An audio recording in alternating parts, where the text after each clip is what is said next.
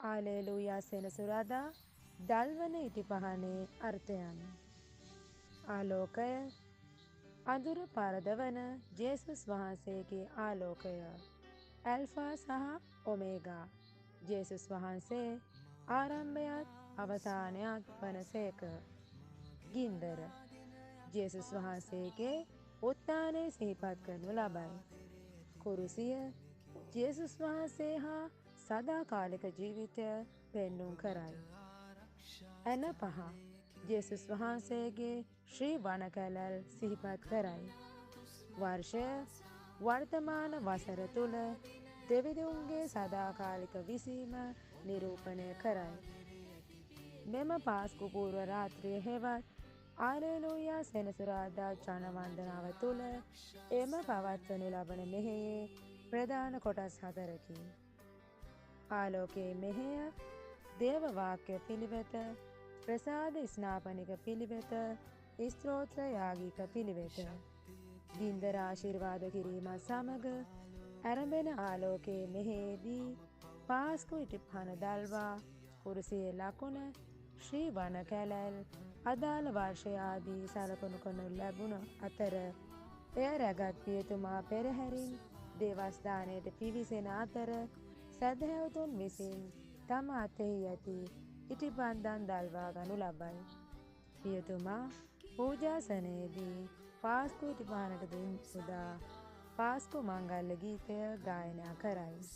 ඒ ගීතය තුළ ක්‍රිස්තුන් වහන්සේගේ යාගික පූජාව මේ රාත්‍රියේ සුවිශේෂීත්වය මෙන්ම ඉටිපහන පිළිබඳවත් සිහිපත් කරනු ලබයි. අනතුරුව දේව වාක්‍ය පිළිවෙත ඇරඹෙන අතර එහි පැරණි ගිවිසුමෙන් උපුටා ගැනුණු ගැලවීමේ ඉතිහාසය හා මේ මෙහෙයේ වැදගත්කම ඉස්මතු කරන කියවීම් සතකි.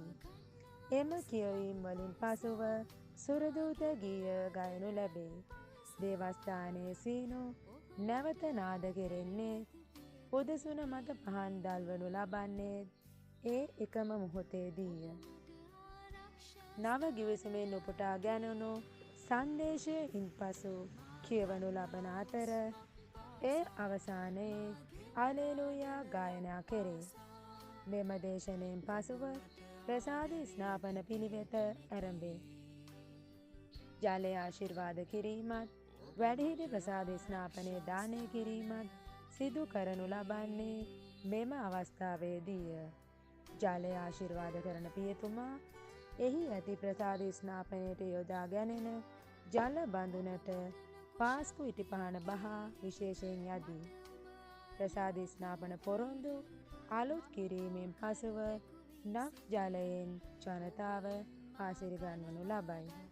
ඉන්පසු ස්තෝත්‍ර යාගික පිළිවෙතේ කොටස් සාමාන්‍ය පරිදි පවත්වනු ලැබේ. දිව්‍ය සප්‍රසාද දානයෙන් පසු ඉතිරිය දිව්‍ය සප්‍රසාද කුටියේ සුපුරුදු පරිදි තැන්පත් කෙරෙන අතර මහ බ්‍රහස්පතින්දා කුරුසියේ ලකුණින් අරඹන ලද දිව්‍ය යාගය එක දිගට ගලා ගොස් නැවත කුරුසිය ලකුණින් නිමා කෙරෙන්නේ මෙම හල්ලෙලූයා සෙනසුරාදා පූජාව අවසානයේදීය. ඔබ සැමට සුබ පාස්කු මංගල්‍යයක් වේවා. ජේසු පිහිටයි.